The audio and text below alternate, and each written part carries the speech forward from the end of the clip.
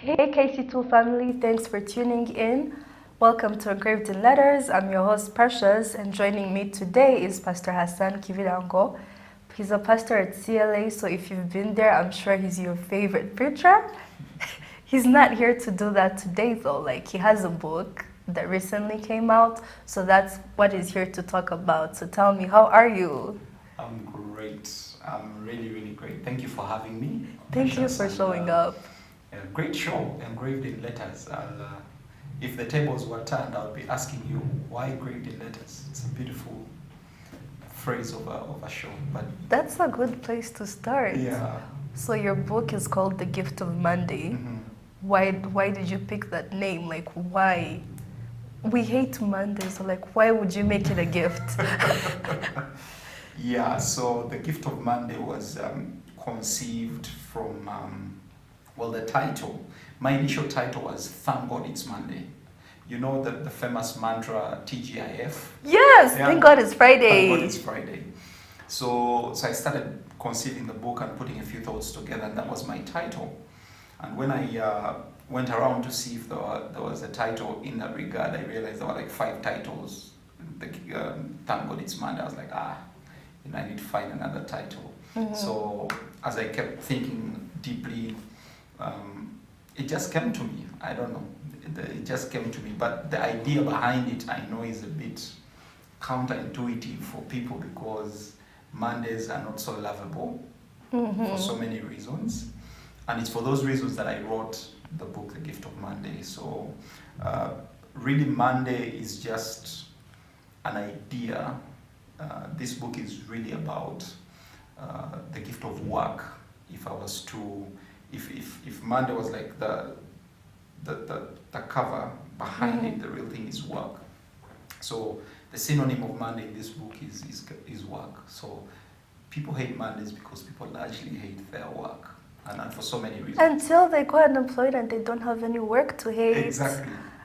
It's just human nature. You know, once you don't have work to do, you're like, any job I can get, I would do it with all my heart. You get in, work a couple of months, and you're like, I hate this job. I wish I could get something else. It's just human nature. Mm-hmm. People get used, we take things for granted, and we wish for something better.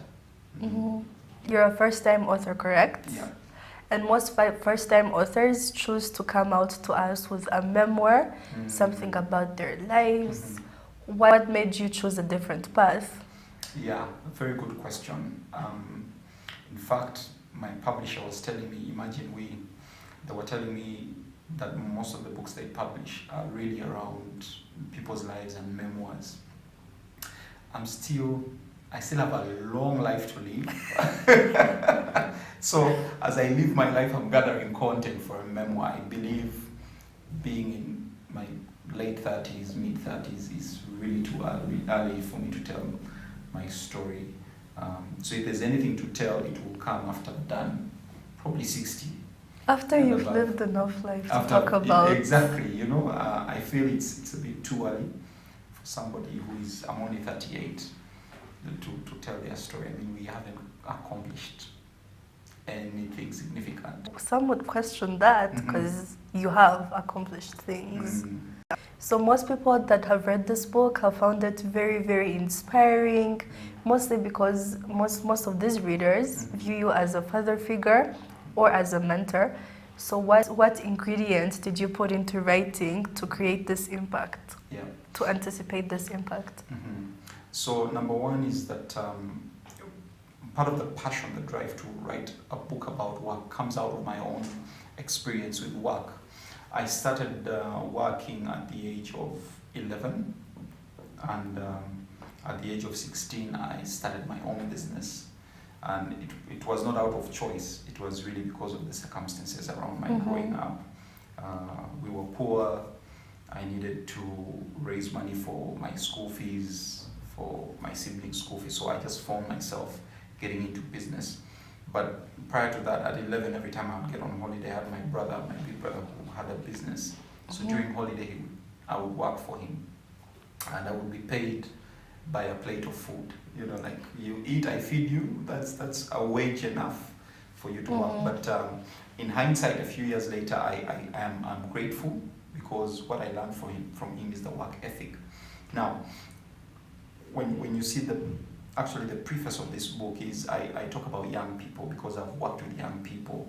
I've served young people. When I was still serving as youth pastor, I dealt a lot with young professionals. And I've realized a growing trend of a disdain for work, really for so many reasons.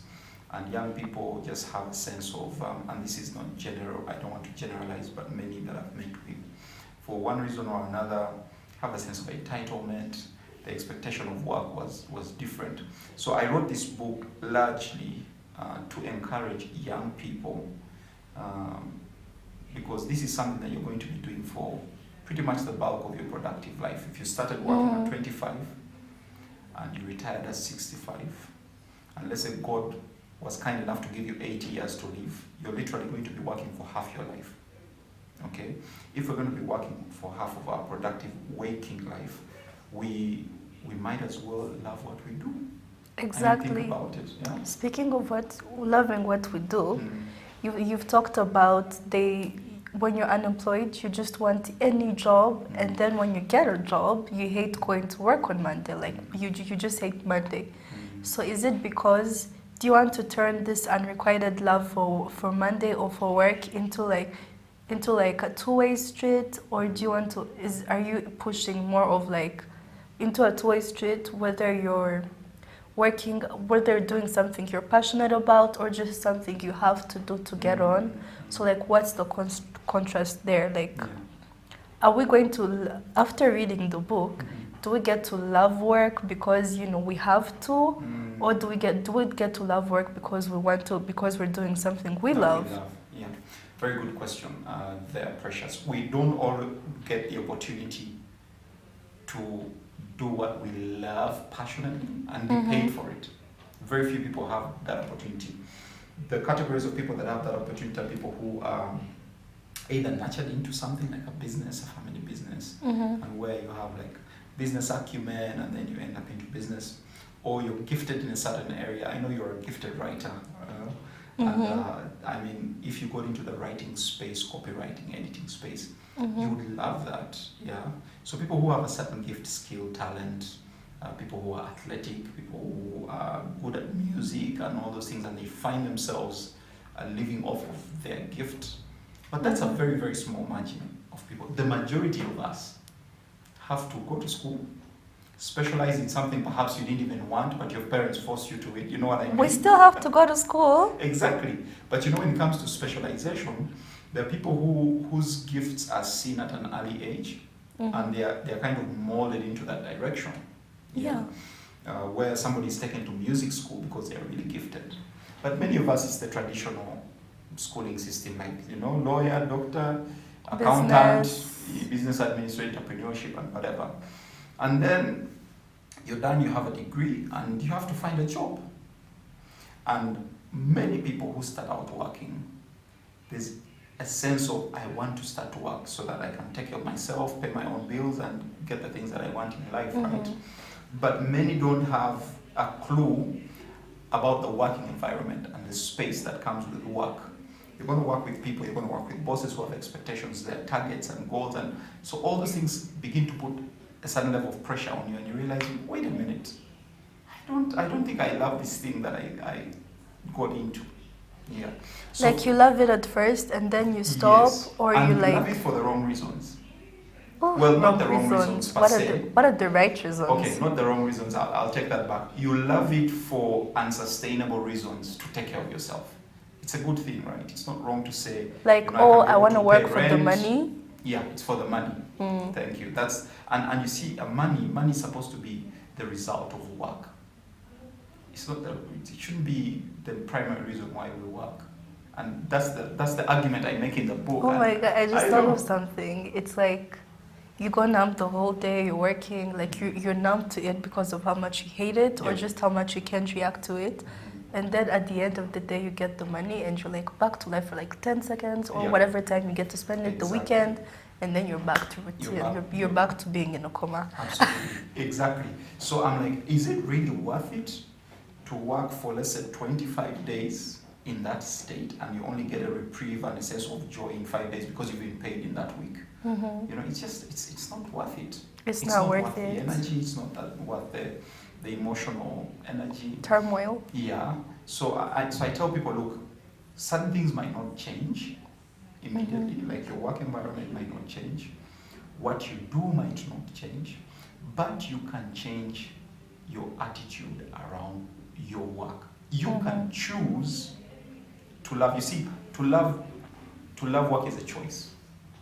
We don't get to love work because our environment is great. It would be a good ideal for there to be a great work environment, to have an amazing boss. Many people don't have good bosses. To be paid $5,000-$10,000 a month. We're in an economy where for you to earn upwards Can the economy afford that? Exactly. So we have all these ideals conjured up in our minds of the ideal situation that would make me love work is when I'm being paid crazy money, or when my boss is the sweetest, you know, where we find chocolate and cookies and... Why am I not hearing when I'm doing something I love or I'm passionate about? Now you've hit the nail on the head. Ultimately, the joy of work needs to be driven from a sense of accomplishment, a sense of purpose, and a sense of I am making a contribution. If I'm not rewarded for work, but I know that customers have been served well, I know that a market has been served well, I know that people's lives have been transformed, that should be, because you see, it's the intrinsic value of work. It's the satisfaction you get out of putting your hand to labor. It's like Maslow's hierarchy of needs, where there is like self-esteem. Yeah. That's what you're describing. Yeah. And in that hierarchy, there's the apex of it, which is called self-actualization, where it takes time to get there. Where now people work from a place of, you know, it fulfills my legacy, it pays me a ton. That comes with experience and decades of work. Most people work from a place of, I'm working to meet my basic needs, then I can get to a place where my needs are met, but I have extra either to help around or to invest, you know. But the intrinsic value of work should be, what contribution am I making? And every time you think about that as the end goal of work is that so such and such a number of customers have been served, such and such a number of people's lives have been transformed, then that brings a sense of joy. Yeah. And then when you get paid at the end of the month for it, oh my goodness, that's extra joy. Exactly. Yeah. So quick question. Most people decide to go to be self-published. What made you choose Imagine We as a publisher? Yeah. Now, I chose Imagine We because of the track record. I believe, and I looked around a bit, I believe that they're really the best publisher in the country by far. Oh my God, did you read a quote that said self-publishing is like... Yeah, no, I didn't. Okay. I didn't read a quote about self-publishing. But then they have a good track record. And the good thing is they're led by and run by young people. And I felt like, you know, I love young people. So most of the work that I do every single day is around young people. And here are young people who are passionate about publishing, who have a good track record. I felt, you know what, I could self-publish and keep all the value to myself. That could have happened. But partnerships are always important. And secondly, you're always going for empowerment. Exactly. That's basically your brand. Yeah. I love to empower people. Pastor Hassan empowers. Yeah. So if the brand of the book could be tagged to the brand of a good publisher, and they get a bit of value, I get a bit of value, it's a win-win. It's a win-win. It's a win-win, yeah. Through the writing process, who inspired you? Like, what authors inspired you? And do you want to read like your favorite chapter from the book? Or tell me about it? Yeah, I'd love to do that. Now, I'm an avid reader. I read books in categories. I've always loved reading. I've always loved the idea of taking in knowledge. In fact, I keep telling people, I think for me, knowledge would be like oxygen. It's not equated to oxygen, but it's like oxygen. Like if you took away any form of me taking in knowledge, I think I'll just crumble and die with it, because I love knowledge. So reading It's one of the things that I do. So I read in categories and I read different authors. I read authors in leadership, in management, in personal growth.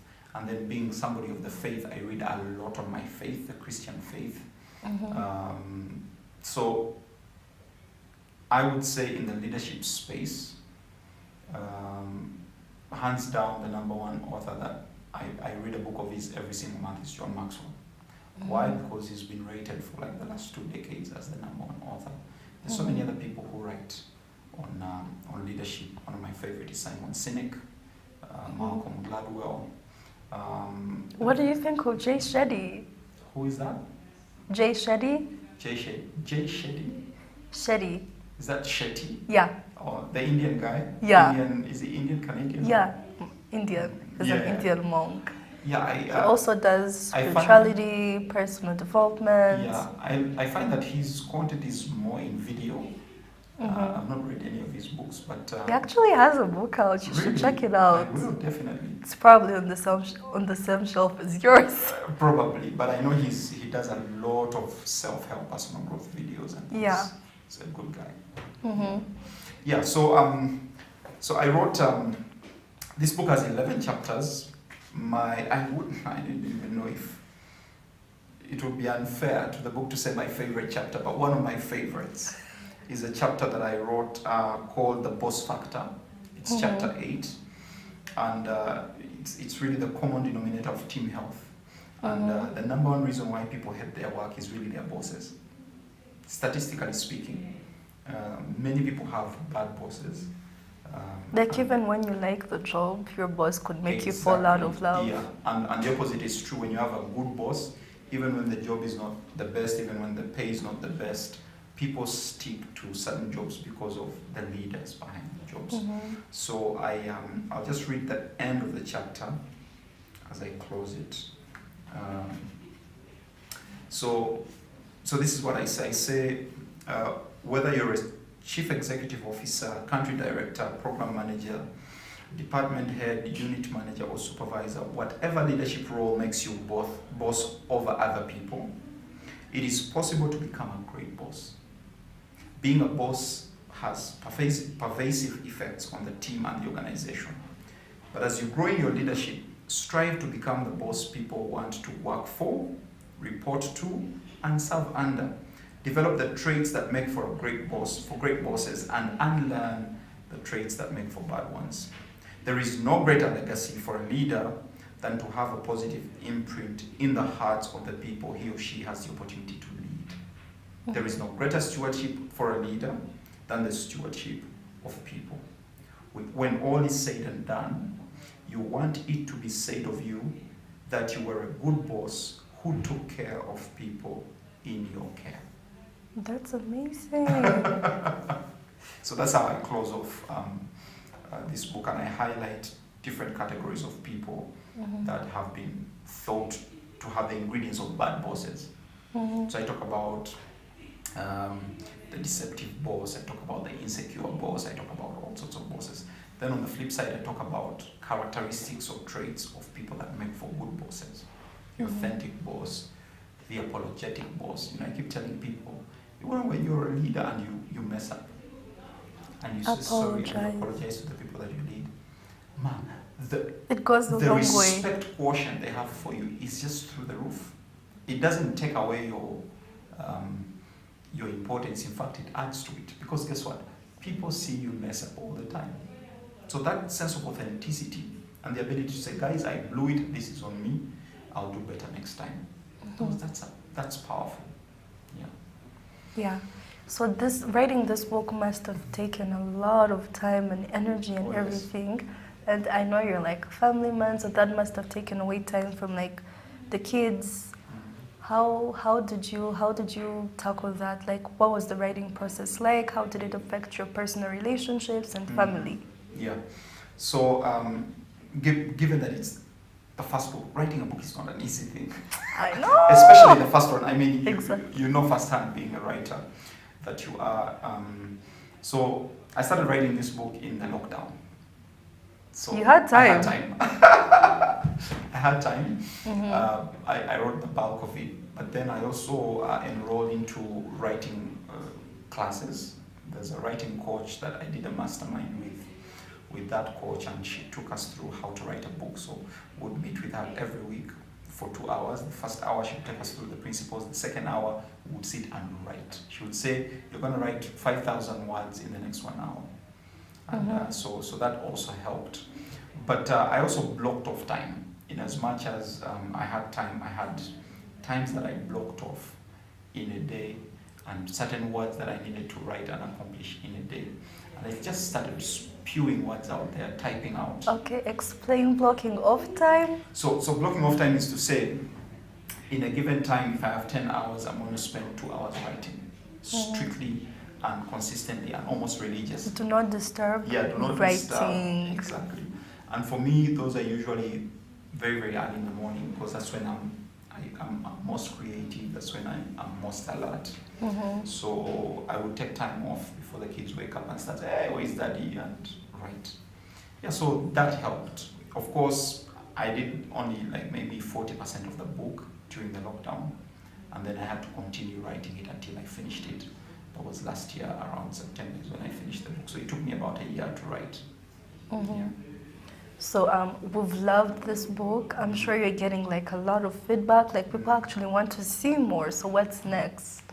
So I have a book that I've started working on that is, I would say not to give it away, but I would say it is my gift to Rwanda. By the time this show will be airing, we celebrated Liberation Day. And one of the things that for me liberation represents is the idea of being grateful for people who gave their blood, sweat and tears to fight for this nation. And I feel like for us, the younger generation that have inherited a transforming nation, a nation that is being built up and being a beacon to the world, we need to respond by acting and living in a certain way. So this book that I'm working on is going to be a book that I would say is my gift to Rwanda because of what Rwanda has been to me and to many of us as a people. So there are certain things about this nation that I feel need to be immortalized in a book form. So that's my book. It sounds interesting. I already want to pick through the lines. Know. I'll let you read through the manuscript because so that you can process it through your amazing writer's mind. And Thank you. But it's been such an honor having you here. Thank you for coming to talk about your book. Thank you for having me. Where can we find it? I mean, I have a copy, but everybody else. Sure, definitely. So the book, if you go to either my social media pages, you can find contacts to Imagine We. They can deliver the book to you anywhere in Kigali. So the details are there, but then also they are in different bookshops, Kirezi, Charisma, and a few bookstores in the city. The book is also at the airport. Wow, this author life is really treating you good. Well, yeah, my publisher told me they were able to put it in the airport as well. So if you're traveling out and you need to grab a copy, it's on the shelves at the airport. Thank you so much. It's been an honor having you here. The honor is mine. Thank you for having me. Thank you. Yeah. Thank you for tuning in to this episode of Engraved in Letters. We'll be back for more soon. Have a great day.